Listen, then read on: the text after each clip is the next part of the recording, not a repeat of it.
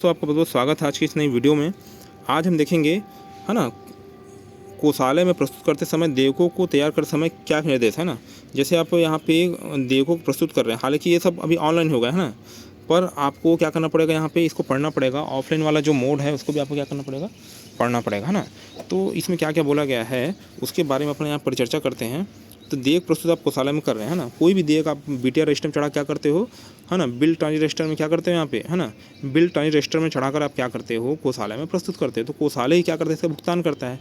तो उसको भुगतान करने से पूर्व आपको देयकों में, है ना, जो आप देयक प्रस्तुत करते हैं उसमें क्या क्या सावधानी आपको रखनी चाहिए, क्या क्या उसमें दिशा निर्देश का पालन करना चाहिए, उसके बारे में यहाँ पे बताया गया है ना। तो छत्तीसगढ़ कोषालय संहिता खंड 1 भाग 2 के सहायक नियम 121 से, है ना, 122, है ना, 121, है ना, 121, है ना, 122 ऐसा याद रखो ना। तो यहाँ पे इसमें क्या हो रहा है, विनिमय टाइप से हो रहा है ना। आपके कार्यालय कोषालय के बीच, ये आपका कार्यालय होगा, ये कोषालय हो गया ना, तो उसमें के बीच क्या हो रहा है, देवकों का विनिमय हो रहा है ना। तो इस टाइप से थोड़ा सा ट्रिक से याद रखो तो याद रहेगा, क्योंकि बहुत सारे नियम हैं, इतना सारा याद रखना एक्चुअल में पॉसिबल ही नहीं है ना। पर अपने कुछ ट्रिक्स अगर अपन पढ़ लेते हैं तो एग्जाम पॉइंट में अपने क्या हो जाएगा, याद आ जाएगा, है ना। तो देखिए, कोषालय संहिता खंड 1 भाग 1 के सहायक नियम 121 122 के अनुसार आहरण एवं संवितरण अधिकारी मतलब डीडीओ द्वारा देयकों को तैयार करने संबंधी निर्देश निम्नानुसार है ना।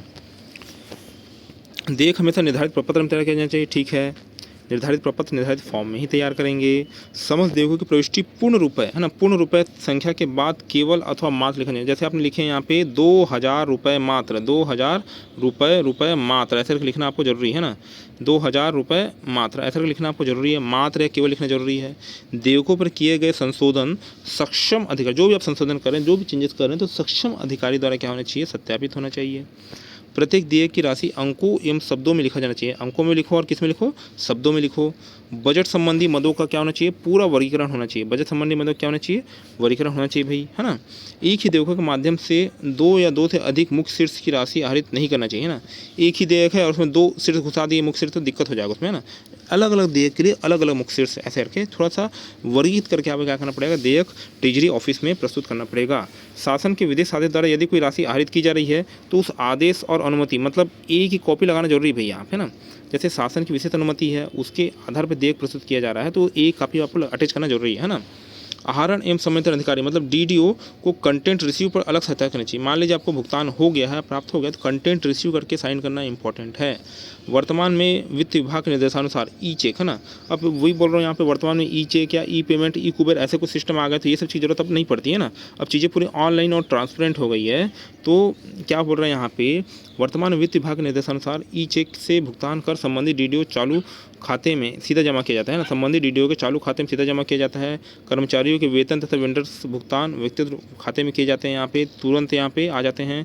ई भुगतान के माध्यम से सीधे जमा किया जाता है ना।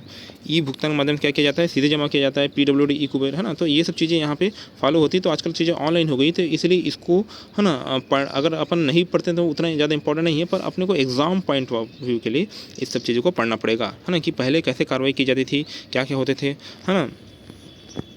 अब देखिए नेक्स्ट क्वेश्चन क्या बोल रहा है, नेक्स्ट क्वेश्चन क्या बोल रहा है अपना यहाँ पे, कोषालय में देयकों की जांच करते समय किन किन बातों का ध्यान रखना चाहिए ना। अब देखिए यहाँ पे डीडीओ, है ना, मतलब आपके विभाग प्रमुख ने, है ना, देयक तैयार कर बीटीआर रजिस्टर में चढ़ाकर यहाँ पे देयक प्रस्तुत कर दिया गया। कोषालय के जो अधिकारी या कर्मचारी हैं उनको किन किन बातों का ध्यान रखना चाहिए जब वो देयक को क्या करते हैं, चेक करते हैं, है ना। तो देखिए, कोषालय में भुगतान हेतु प्रस्तुत देयकों की जांच के संबंध में छत्तीसगढ़ कोषालय संहिता खंड 1 के सहायक नियम 161 और 169 में बताया गया है ना। जांच किस में करोगे भाई, यहाँ पे 161 169, 2-3 बार बोलो, 161 169, है ना, 169 161 169 के तहत क्या की जाती है, यहाँ पे देयकों की जाँच की जाती है। 161 169, है ना, 161 169, है ना। कोषालय लिपिक द्वारा देयकों का परीक्षण करने के पश्चात, है ना, सबसे पहले कोषालय लिपिक के पास जाएगा चीज़ें, उसके बाद वह सहायक कोषालय अधिकारी को भेजा जाएगा ना। सहायक कोषालय अधिकारी मतलब क्या हो जाएगा, लेखा विभाग का प्रमुख रहता है ना। जो ट्रेजरी के अंदर लेखा विभाग अकाउंट सेक्शन रहता है उसका प्रमुख कौन रहता है, सहायक कोषालय अधिकारी, वह उसको चेक करेगा। उसके पश्चात देयक कोषालय अधिकारी के पास जाएगा, मतलब लिपिक, है ना, क्लर्क, है ना, क्लर्क के पास यहाँ पे, है ना, assistant TO assistant treasury officer के पास जाएगा। उसके लास्ट में किसके पास जाएगा, यहाँ पे टीओ के पास जाएगा, है ना। उसके बाद इसका साइन फाइनली होगा ट्रेजरी ऑफिसर का, उसके बाद ही यहाँ पे भुगतान के हो पाएगा। समझ में आ रही बात यहाँ पे। देख पढ़ कर समय सहायक नियम 121 के निर्देशों को भी ध्यान से पढ़ना चाहिए, ठीक है। 121 है ना, जिसमें वो जो क्या क्या नियम लिखे गए हैं कि उस नियम के हिसाब से डीजीडीओ ने देख भेजा है अथवा नहीं, है ना। भुगतान आदेश संशोधन या परिवर्तन होता है तो इसमें कोषालय अधिकारी को अभिप्रमाणित करना चाहिए, है ना। ठीक है भाई, यहाँ पे बिना कोषालय अधिकारी के हस्ताक्षर के देयक या चेक का भुगतान नहीं किया जाएगा, ठीक है। देयक पर मैसेंजर के हस्ताक्षर, हाँ, जो भी मैसेंजर रहता है यहाँ पे अंगूठा निशान अच्छी तरह जांच कर लेनी चाहिए ना। जो भी यहाँ पे मैसेंजर है उसके हस्ताक्षर अंगूठा निशान की जांच अच्छे से कर लेनी चाहिए, है ना। देयकों पर परिवर्तन या संशोधन, जैसे बैंक में चेक करते हैं भाई, यहाँ पे बैंक अगर आप चेक का भुगतान करें तो आप साइन को चेक करोगे ना। मतलब कोषालय क्या है, एक प्रकार का बैंक ही है, गवर्नमेंट बैंक है ना। तो उसमें जो बैंक में नियमावली लागू होती है वह कोषालय में भी लागू होगी, है ना। अब देखिए, देयकों पर परिवर्तन या संशोधन का आहरण अधिकारी को ध्यान में लाना चाहिए ना। देयकों में जो भी परिवर्तन हो रहा है या जो भी संशोधन हो रहा है तो उसको आहरण अधिकारी के ध्यान में लाना चाहिए, है ना। कार्ड छट वाले देयक उनका भुगतान नहीं करना चाहिए जिसमें कोई दिक्कत है। जैसे चेक में कार्ड छट हो जाता है उसका बैंक भुगतान नहीं करता है, वैसे ही जिस देयक में कार्ड छट है उसका भुगतान नहीं करना चाहिए। देयकों पर किए गए हस्ताक्षर का महालेखाकार के आदेश तथा कोषालय के पुनः हस्ताक्षर मिलान करना चाहिए, है ना। देयकों पर किए गए हस्ताक्षर का महालेखाकार के आदेश, है ना, तथा कोषालय के पुनः हस्ताक्षर से मिलान करना चाहिए, है ना। कोषालय में प्रस्तुत देयकों के योग में अगर छोटी मोटी त्रुटि होती है ना, कोषालय के में प्रस्तुत देयकों के योग में अगर छोटी मोटी त्रुटि होती है तो आसानी सुधारी जा सकती है, तो कोषालय अधिकारी सुधार कर भुगतान कर सकते हैं ना। छोटी मोटी त्रुटि है भाई यहाँ पे, तो कहाँ पे डीडीओ ऑफिस या फिर विभाग को वापस करोगे, छोटी मोटी त्रुटि सुधार कर आप ही पेमेंट कर दो, है ना। जहाँ तक संभव हो भुगतान अंतरण समायोजन, है ना। अंतरण समायोजन मतलब क्या हो जाएगा यहाँ पे, है ना, उनके खाते में ही जाए, है ना। मतलब बीच में कोई बिचौलिया या कुछ वो न रहे, मतलब सीधे उनके खाते में भुगतान हो जाए, ऐसे करना चाहिए भुगतान, है ना। वेतन तथा भत्तों का देयकों का भुगतान पूर्णांकित रूप में करना चाहिए, ऐसा नहीं कि 10 बाद 0.23 ऐसा कर दिए, उसको आप पूर्णांकित में उसको कन्वर्ट करिए, उसके बाद ही यहाँ पे लिखे, है ना। अंकों शब्दों में तो लिखना ही है, तो इंपॉर्टेंट है ही है, अंकों शब्दों में लिखा जाना चाहिए। कोषालय में संधारित, है ना, किए जाने वाले पंजियों का विवरण दीजिए, है ना। अब नेक्स्ट क्वेश्चन क्या बोल रहा है यहाँ पे, कोषालय में संधारित किए जाने वाले पंजियों का क्या करना है, अपने यहाँ पे विवरण देना है ना। तो कोषालय में सबसे पहले तो केस बुक रखते हैं भाई यहाँ पे, जो भी प्राप्ति आए यहाँ पे, है ना, जो केस बुक, है ना, केस बुक रहेगा कोषालय में तो केस बुक रहेगा कोषालय में, तो प्राप्ति भुगतान का इसमें, है ना, जानकारी रहती है। ये CGTC 01 में रहेगा ना, CGTC 01, इसके लिए कौन सा है, रोकड़ बही प्रपत्र कौन सा हो जाएगा यहाँ पे, CGTC 01, तो प्राप्ति और भुगतान की जानकारी इसमें होती है ना। और एक है CGTC 01 में, CGTC 01 में क्या है यहाँ पे, है ना, ये वाला स्थिति विवरण पत्रक, ये भी है ना, कोषालय तथा समस्त उप कोषालयों में लेखापाल द्वारा एक स्थिति विवरण पत्रक CGTC 01 में संदर्भित किया जाता है ना। इसमें भुगतान प्राप्तियों और भुगतान शेष की जानकारी रहती है ना। स्थिति विवरण यहाँ पे, है ना, इसको अपन वो 5वें पेपर में पढ़ते हैं, अकाउंट वाले पेपर में, है ना। तो ये भी है जो लेखापाल इसको फॉलो करता है ना, CGTC 01, है ना। ये हो गया भाई। अब देखिए CGTC 02 में क्या रहेगा, अनुपूरक पंजी, है ना। विभिन्न प्रकार के लेखा शीर्ष के अंतर्गत किए जाने वाले पंजी प्राप्ति भुगतानों का हिसाब किताब रखने के लिए पृथक पृथक अनुपूरक पंजी रखी जाती है ना। अब बहुत सारे लेखा शीर्ष है भाई यहाँ पे, तो लेखा शीर्ष छाड़ते ही हम क्या हो जाएंगे, यहाँ पे दिन भर परेशान हो जाएंगे। तो उसके लिए यहाँ पे अलग अलग पंजी है, जिसको अनुपूरक पंजी बोलते बना दी गई है। तो उसमें शीर्षों के अनुसार उसको क्या की जाती है, है ना, बांटी जाती है। तो इसमें प्राप्ति इनकम का यहाँ पे जो वर्णन है वो CGTC 02 में, और भुगतान किसमें यहाँ पे CGTC 03 में, है ना। ठीक है भाई यहाँ पे। अब समायोजन पंजी मतलब क्या हो जाएगा, CGTC 04, मतलब यहाँ पे ये 2 और ये 2, तो 2 और 2 कितना हो जाएगा यहाँ पे 4, है ना। 2 और 2 4 हो जाएगा, तो मतलब इससे 4। तो ऐसे ट्रिक्स अपने को क्या करना है, इसको याद रखना है। समायोजन पंजी किस में दिया है, CGTC 04 में दिया गया है ना। तो समायोजन मतलब यहाँ पे आदान प्रदान होता है ना भाई, यहाँ पे आदान प्रदान, तो ऐसे करके यहाँ पे 2 तरफ आदान 2 तरफ प्रदान, तो मतलब कितना हो जाएगा यहाँ पे CGTC 04, है ना। केंद्र एवं राज्य लेखों में समायोजन लेन देन दर्ज करने के लिए प्रपत्र CGTC 04, मतलब सेंट्रल एंड स्टेट के बीच जो समायोजन हो रहा है उसको CGTC 04 में क्या किया जाएगा, संधारित किया जाएगा। अंतरण द्वारा समायोजन पंजी, कोषालय द्वारा एक विभाग की राशि को विकलन करके दूसरे विभाग में भेजना, इसके लिए क्या है यहाँ पे CGTC 05, है ना। रिजर्व बैंक के लिए जमा पंजी यहाँ पे, तो प्रत्येक कोषालय उप कोषालयों में प्रतिदिन बैंक द्वारा किए गए भुगतान और प्राप्ति को क्या किया जाता है, यहाँ पे शुद्ध रूप में क्या किया जाता है, दर्शाया जाता है ना, शुद्ध रूप में दर्शाया जाता है। तो जो भी बैंक से भुगतान या प्राप्ति हुआ तो उसके लिए CGTC 06, है ना। तो जमा, रिजर्व बैंक जमा, तो जमा को मैंने जगह क्या बना दिया यहाँ पे 6 बना दिया है ना, तो 6, तो CGTC 06 हो जाएगा ना। अब बैंक द्वारा गलती को वर्गीकरण, यहाँ पे बैंक द्वारा भेजे गए दैनिक लेखों में जिन लेन देनों में गलत मद में वर्गित कर दिया जाता है, तो ऐसे जो गलत है, गलत चीज़ों को यहाँ पे CGTC 07 में क्या किया जाएगा, संधारित किया जाएगा, और सही मद में सुधार कर महालेखा की जानकारी भेजी जाएगी, है ना। और स्थिति विवरण पत्रक तो मैंने बता दिया यहाँ पे CGTC 01 में ही रहेगा।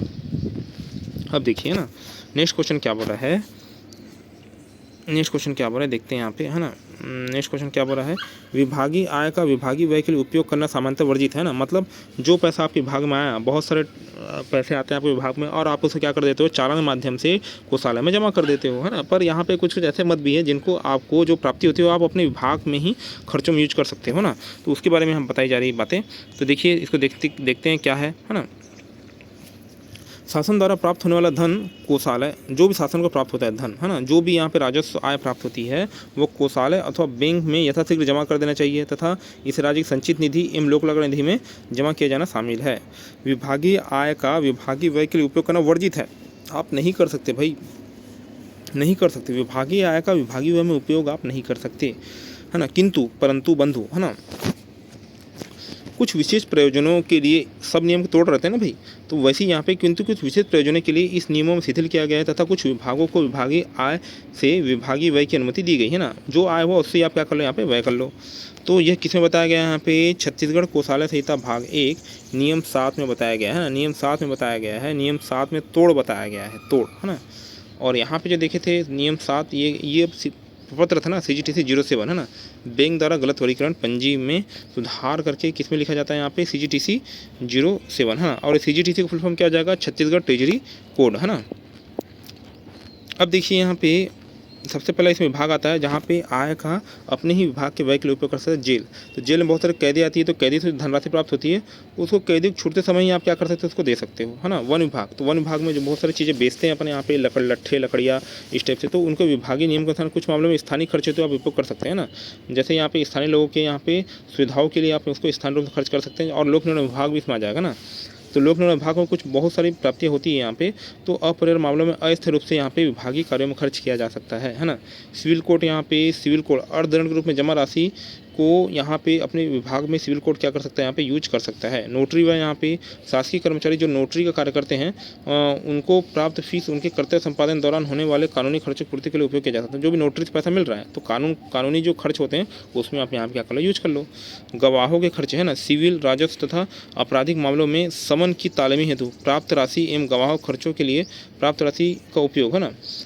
देखिए सिविल राजस्व एवं आपराधिक मामलों में समन की तालीमी, जो समन मिलता है यहाँ पे उसकी तालीमी हेतु प्राप्त राशि, है ना, एवं गवाह खर्चों के लिए प्राप्त राशि का उपयोग उन्हीं के कार्यों में किया जाना चाहिए, है ना।